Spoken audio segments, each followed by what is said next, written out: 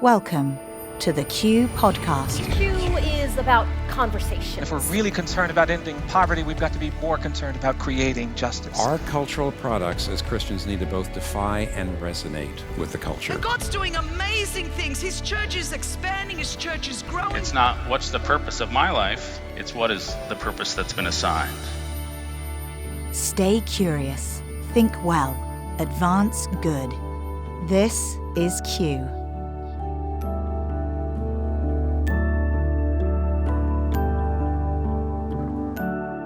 Hi, this is Gabe Lyons. Welcome to another edition of the Q Ideas podcast. We are so grateful that you engage these conversations with us, and we love hearing from you. So please not only subscribe, but review this. Keep more people informed that conversations of deep dialogue around difficult topics, things that aren't easy to talk about. These days, it's hard to find these conversations, and we're seeing that more and more from you, how much you've appreciated our desire to lead in this space, to try to create space for the difficult conversations to actually happen.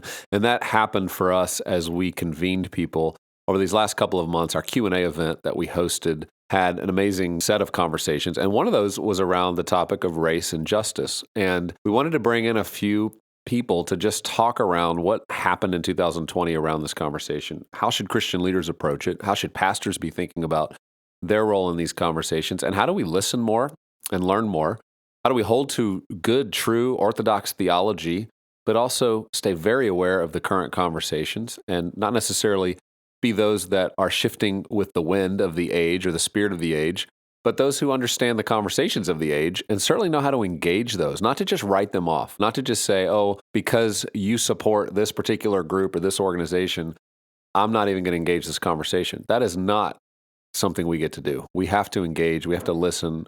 We have to, with humility, enter into these places. And that's what happened in this conversation. And so you're going to get to hear an excerpt of this conversation. This was a long conversation, an hour and 15 minutes with lots of Q&A from our actual participants in the event. So I want you to see all of that, which you can do on Q Media, where we make this available to you, where you can actually watch this entire dialogue and conversation.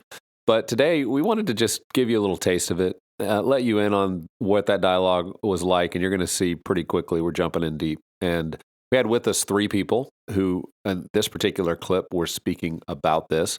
We also had John Tyson as a part of that panel, pastor out of New York. But the three you're going to hear in this particular moment was David Bailey, who's the founder of Arabon. And that's a ministry that equips Christian communities to become reconciling communities when we have such a diverse, divided world. And David's been leading with us for many, many years and a part of the Race and Repair Q session we did that's also on Q Media that you can access, with over 2 hours of 9-minute talks and interviews around what it means as Christians to engage this.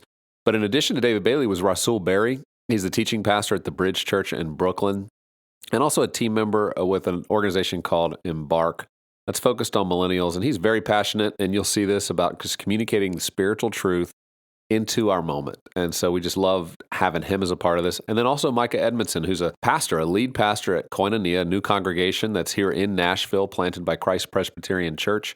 And previously he served as founding pastor of New City Fellowship in Grand Rapids. And he was the first African-American to receive a PhD at Calvin Theological Seminary. He's the author of The Power of Unearned Suffering, a book about Martin Luther King Jr.'s theology of suffering. And as we listen in, you're going to hear these three gentlemen engage this conversation and help us all think well about such an important topic, race and justice.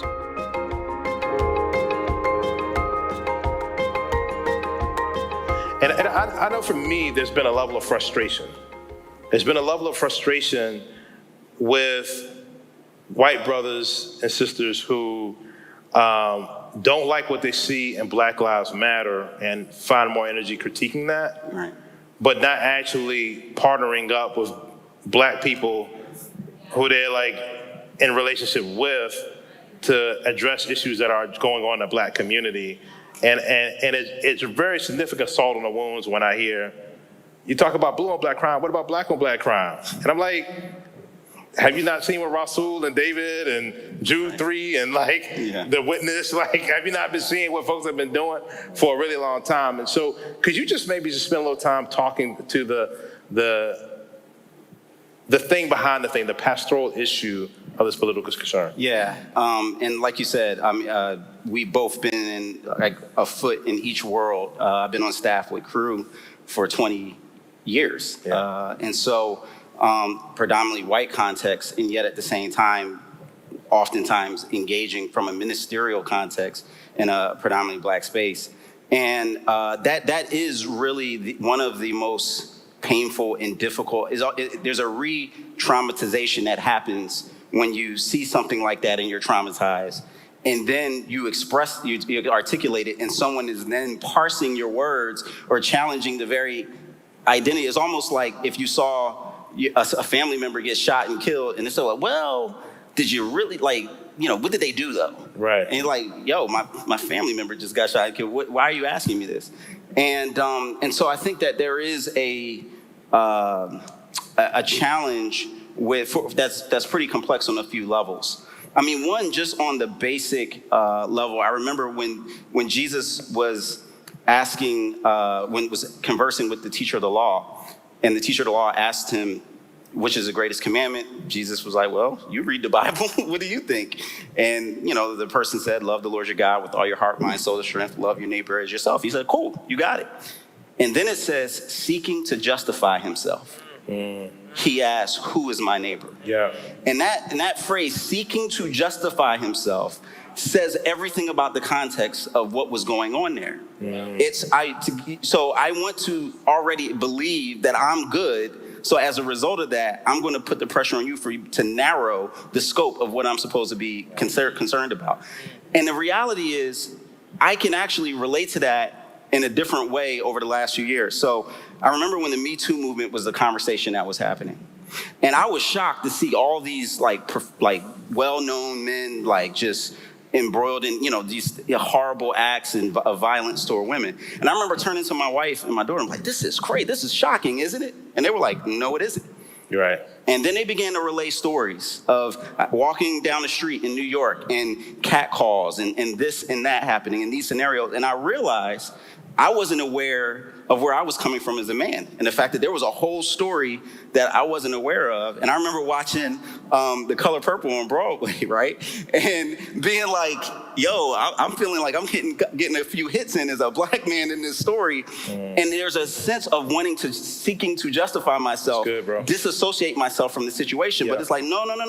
The Spirit says, stay there a little bit longer, and instead see what you can learn and just acknowledge, confess and repent where you've been negligent, and recognize and move forward. And I think that's an important step. And then once you get to that step, then you can start to see what are the tools that I'm lacking theologically, sociologically, anthropologically, that have caused me to miss something that's pretty clear to a lot of other people. That's good, man. Thank you so much. Can I? Yeah, please do. Yeah. So that was amazing, my brother. Last year I had the opportunity to go to Cape Town, I went to Johannesburg, South Africa, and we went there. We landed from the airplane, and the pastor that was there, that was helping to host us, he drove us from the airport to his home. And as we were going into Johannesburg, he said, I noticed this large hill in the distance. And he looked, and it had like a flat top, a completely flat top. And he said, you see that hill? I said, yeah. He said, that's not a natural thing. That's a man-made hill. That's a mine dump, where they would take materials from the diamond trade, and they would just dump it in this particular area. I said, oh wow. He said, but you know why it's put right here? I said, why? He said, the reason this mine dump is here is because the township of Soweto is on the other side. And the white South Africans, when they were coming into Johannesburg, did not want to look at the township on the other side. And so the mine dump keeps them from having to reckon with the human cost of their oppressive system. And I would suggest that a lot of theology is like that mine dump, right? Wow. A lot of theology is constructed in such a way that it keeps us from having to reckon with the human cost of injustice, particularly racial injustice in America. And so we have a theology that has comfortably coexisted with 250 years of child slavery, with Jim Crow, with the lynching tree, with segregation, with mass incarceration, with any number of things that you can name. And you say, well, how can that be? Well, it's a theology that was deliberately constructed to be blind in certain places. So if we say, why is it that the church is behind on issues of race? It's because the theology is working as designed.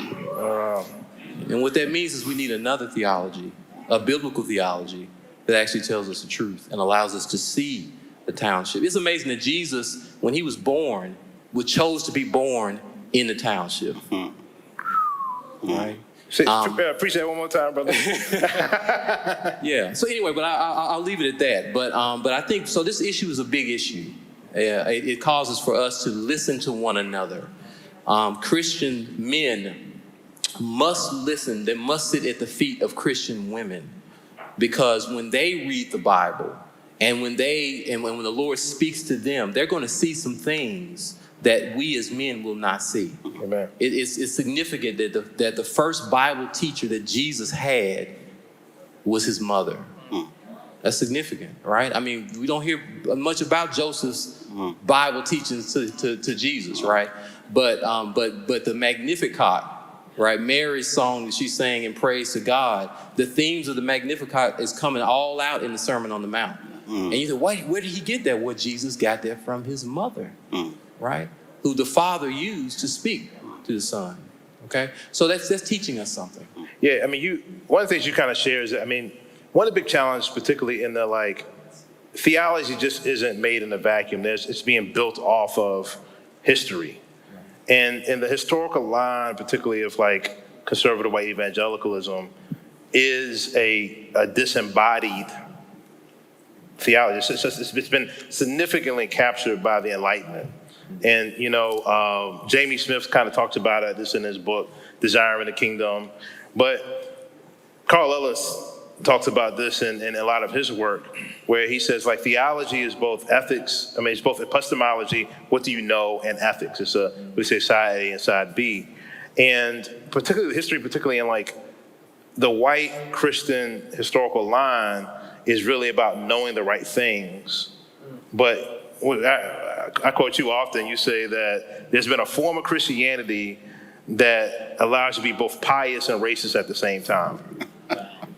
And that has been the historical aspect of it for hundreds of years, right? And that's important for those of us in the evangelical tradition to understand that's part of that tradition. Carl Ellis kind of talks about in the Black Christian experience, you had to have questions of ethics because of the inequality that one was experiencing.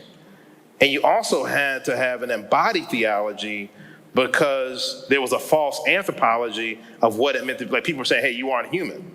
And so there's a more embodied aspect of things. And really, it's not an either or, it's an and both. Well, I know we just began stirring the pot. That was just a little taste of a much bigger conversation, and I want you to take time to hear that bigger conversation. You can do that on Q Media, and we actually are making available a free trial. If you've never accessed Q Media, you're not a subscriber right now, as many in our community are. But for those of you who aren't, you can get free access, have a 30-day trial by going to qideas.org/QA. So go to qideas.org/QA, sign on, 30-day free trial. Not only hear this conversation, you're going to get to hear so many other ones we had around mental health. We talked about conspiracy theories and censorship. We talked about progressive Christianity and the deconstruction movement that's taking place. We actually had a whole conversation with the next generation. We're talking Gen Z, talking to us as church leaders and Christian leaders about what they need, what they're seeing as the opportunity in their generation. So you're going to be encouraged by all of this. You also have access to the Race and Repair conversation, 10 talks and interviews, 9 minutes each, around unique ways the church can be a reconciling community, can be the kind of people that are part of repairing those breaches and those things that have been broken. And so I encourage you to take advantage of that. Thank you for being a part of the Q community. Thank you for listening and always engaging and always seeking to understand. The more we do that as a Christian community, I really believe our mouth, our language, the words that we use, it's going to be seasoned with grace, the kind of grace that in Colossians Paul talks about that's essential. And when we have that kind of grace in these conversations, people ask questions. And when they ask those questions, we'll have an opportunity to share why we respond in such a way. But we don't get that opportunity when we don't listen well. And so hopefully this is the beginning of listening well for all of us. And I hope this encourages you as you move into your week.